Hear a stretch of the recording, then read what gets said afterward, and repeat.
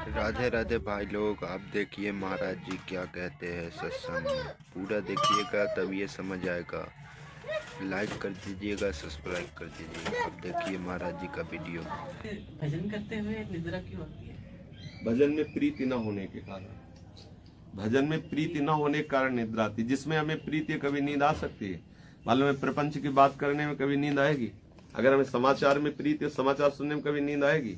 झगड़ा करने में प्रीति है तो झगड़ा करने में नींद आएगी। भोग भोगने में प्रीति है तो किसी भी भोग को भोगते समय क्या किसी को नींद आएगी? भजन में ही क्यों आती है? क्योंकि भजन में प्रीति नहीं। भजन में प्रीति ना होने के कारण निद्रा आती है। यदि हम हठ पूर्वक भजन करते रहे तो भजन में प्रीति हो जाएगी और निद्रा आना बंद हो जाएगा। प्यारे के मिलन की चाह हो जाए फिर नींद आ जाए, कैसे आए?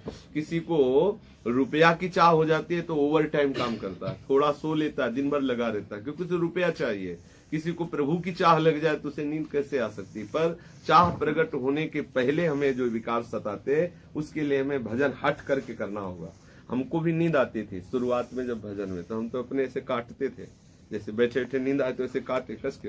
एक दो बार ऐसे थप्पड़ भी मारे, कुछ पानी रख लिया, ऐसे पानी ठंडा ठंडा डाला।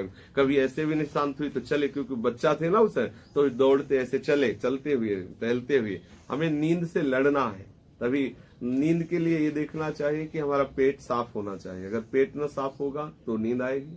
दूसरी बात, नींद ना पूरी होगी तो नींद आएगी। तीसरी बात, तमोगुण की अधिकता के कारण, प्रमाद के कारण नींद आती है। दो में दवाइयों का प्रयोग करके ठीक से चले। जैसे आपका पेट साफ नहीं तो दवा का औषधि आदि ले ले। आपकी नींद ठीक नहीं होती तो औषधि ले, आपकी नींद ठीक हो जानी चाहिए। फिर अगर निद्रा परेशान करती है तो इसके साथ लड़ना चाहिए। जैसे दुश्मन से व्यवहार करते हैं ऐसे नींद से व्यवहार करना चाहिए कि तू हमें भजन के समय क्यों गिरा रही?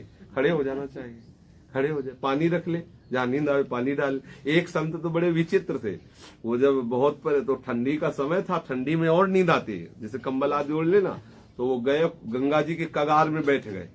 कगार मतलब बिल्कुल नीचे गंगा जी बह रहे, और जहाँ नींद आई झटका लगा तो उसी में गिर गए। दोबारा नींद नहीं आई क्योंकि वो जब गिरे। तो अब इससे लड़ना पड़ेगा, नहीं तो नींद परेशान करके हमारा समय खत्म करे।